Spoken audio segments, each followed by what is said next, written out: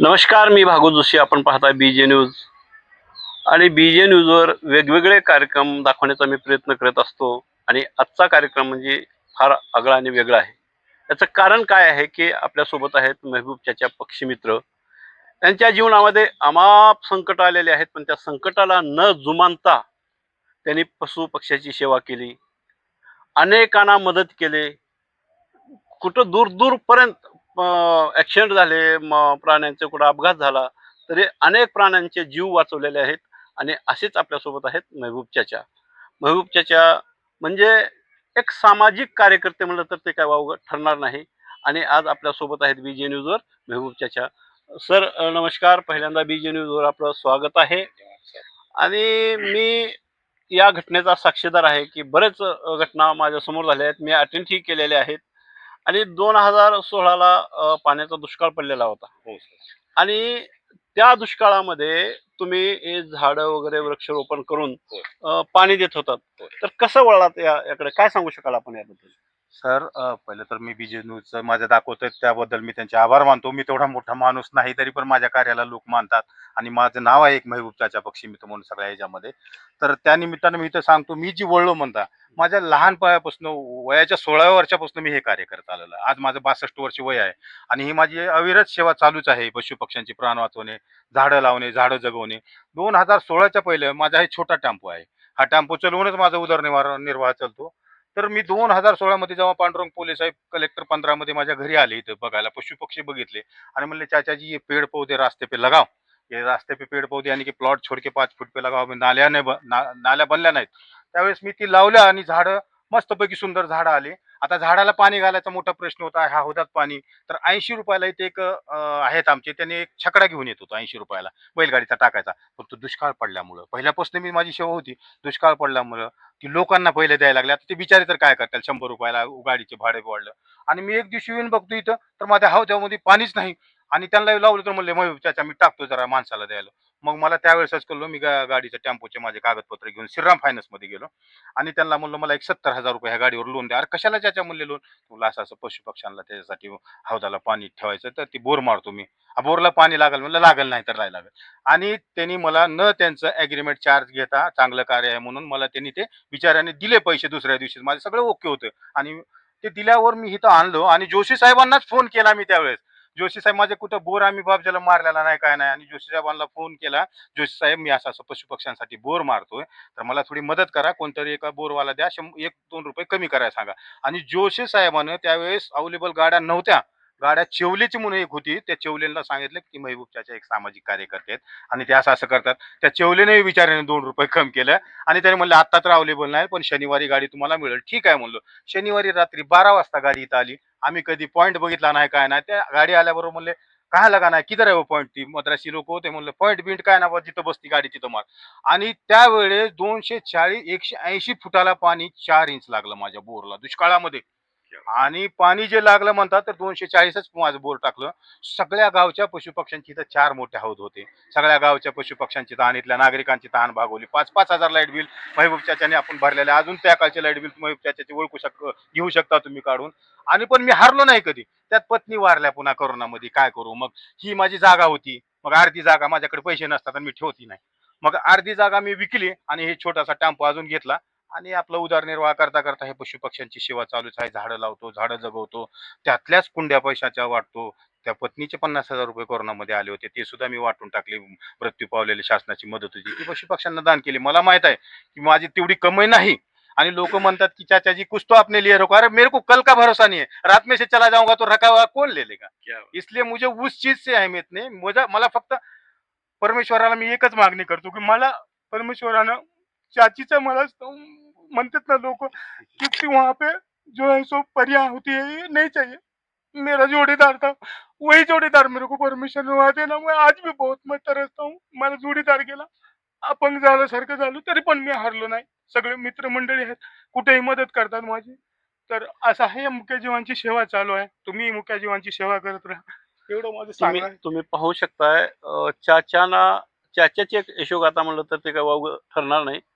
त्यांना जीवनातले प्रसंग सांगत असताना अतिशय दुःख होत आहे आणि कंठ दाटून येत आहे आणि मुलाखत सुद्धा देता येत नाही. तरी पण मी त्यांच्याकडून थोडंसं ओधवून घेण्याचा प्रयत्न करतो. खरं तर मी ह्या गोष्टीला हात घातला नाही पाहिजे होता त्याच्या. पण लोकांनाही माहिती व्हायला पाहिजे, की तुमची जीवनामध्ये किती संघर्ष आलेत आणि संघर्षावर मात देऊन तुम्ही जीवन कसं जगलात आणि स्वतः जीवन जगताय, पण लोकांसाठी किती सेवा करताय, हे सुद्धा महत्त्वाचं आहे. म्हणून या विषयाला हात घातला. त्याबद्दल क्षमा असावी. आणि मला सांगा असा एक दुसरा प्रश्न असेल त्याच्या, तुम्ही एवढं म्हणजे पक्ष्यांसाठी कुंड्या वाटलात आणि आता घराच्या समोर हो. एवढे वृक्ष हो मोठे मोठे झालेले आहेत. हो. त्याबद्दल काय 2 शब्द सांगू शकाल का? हो सर, इथल्या नागरिकांना माझी हीच विनंती आहे की वृक्ष मी लावलेले तोडू नका. माझ्या पत्नीने ह्याला 2016 मध्ये आम्ही आमच्या बोरचं पाणी खांद्यावर नेऊन पाणी टाकलेलं आहे, जगवलंय. तर तुम्हाला सावली आहे, तुम्हीच त्याचे फळं खा, तुम्ही खाताल, पशुपक्षी खाताल. काही नागरिक आहेत त्यांना कळत नाही, ते तोडतात. तर माझे लोकांनी काही मदत करावी, प्रशासनाने मदत करावी.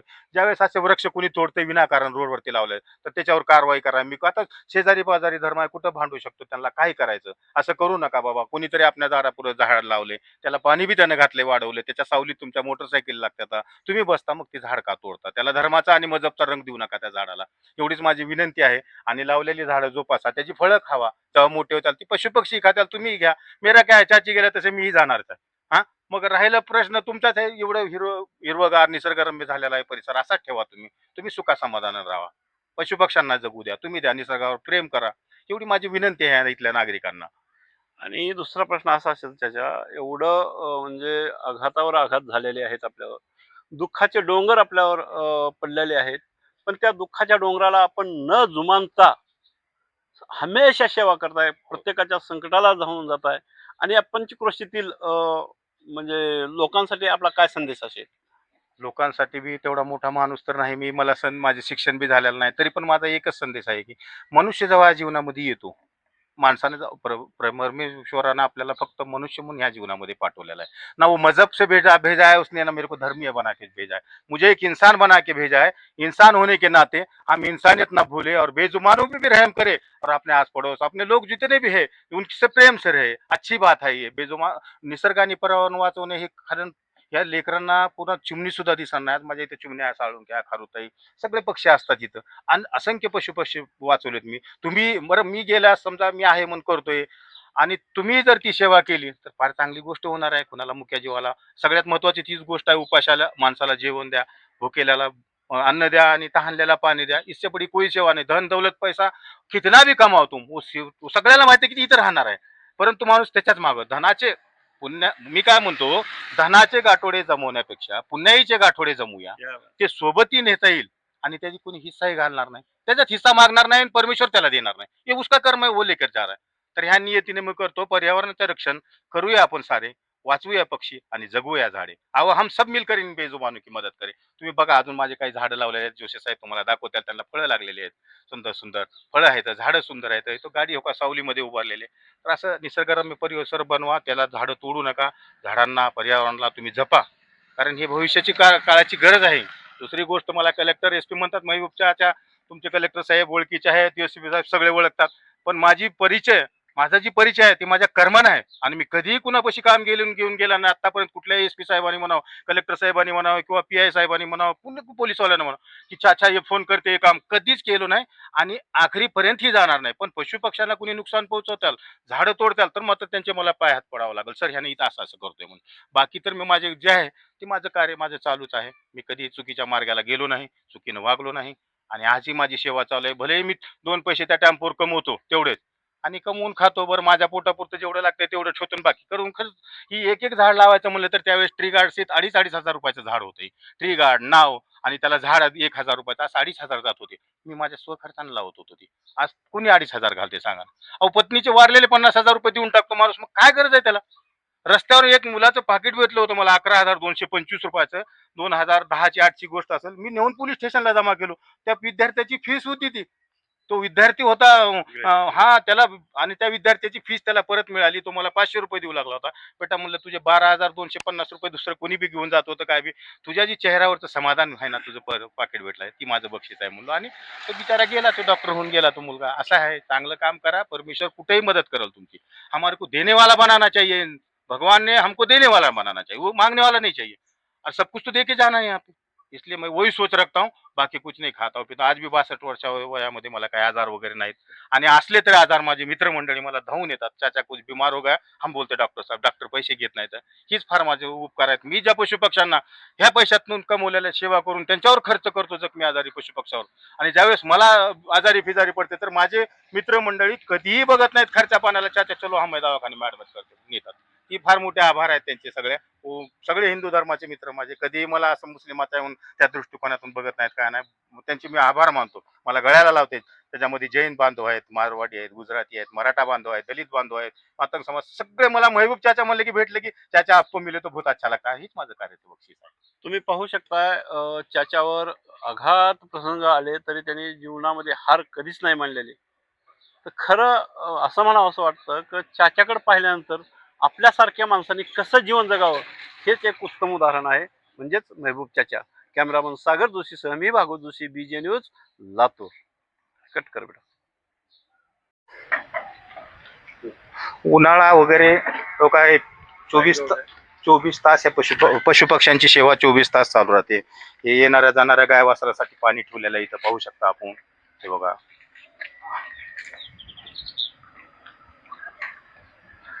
साहेबांना मी बाईट देतानाच हा एक पोपट, हा हे जोशी साहेबांना आता लाईव्ह काढतच आहे जोशी साहेब. तेवढ्यात एकानं हे पोपट आणून दिलाय, गार्डन मध्ये पडला होता, मार लागलाय रात्रीच्या पावसामध्ये, परंतु चांगला आहे, वाचू शकतो. असे जखमी आजारी पशुपक्षी माझ्याकडे आणून देतात आणि मी उपचार करून परत निसर्गाच्या सानिध्यात सोडतो त्यांना. हे दुष्काळामध्ये वृक्षारोपण केलेली झाडं आहेत मी. पहा ही झाडं किती सुंदर जगलेली झाड आहे बघा, हे बघा. आणि हे झाड आहे तिथं याला फळं लागले आहेत, या हे कुंड्या बांधलेल्या आहेत पक्ष्यांना, या.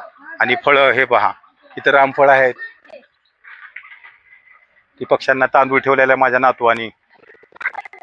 ते माझ्या 57व्या वाढदिवसानिमित्त रामफळाचं लावलं आज 5 वर्षापूर्वी. हे पहा का, हे कुंडी बी दाखवा जोशी साहेब. कुंड्या बांधलेल्या आहेत दमा एवढे बघा. आणि आंबे कसे लागलेत बघायला. हा ही बघा, इकडे घ्या, आंबे घ्या. पक्षी खातात, माणसंही घेऊन जातात. आता हा पक्षी खातात, माणसंही घेऊन जातात. बरं माझं काय याच्यामध्ये, मी पैसे खर्च करून झाड लावलं, ट्री गार्ड वगैरे, आणि मग बरं राहू द्या तुमच्यासाठी हेच आहे. आम्ही काय आज आहे तो कल नाही.